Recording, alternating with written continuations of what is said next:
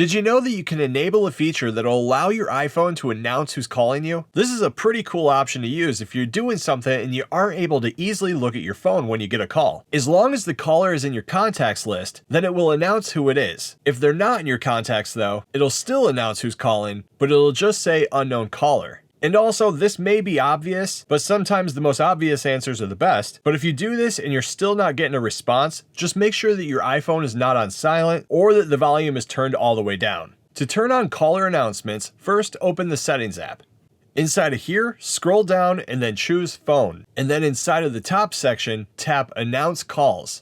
Here you can choose between 4 choices. The first is to always announce caller IDs, and then you have the options of using it with headphones and/or if you're in the car. And finally, you can turn it to never announce calls, which is usually set as the default. Make your choice and you're good to go. Now in the future, when you receive a phone call, your iPhone and Siri will announce who's calling you. And that's how you turn on the Announce Calls feature on an iPhone.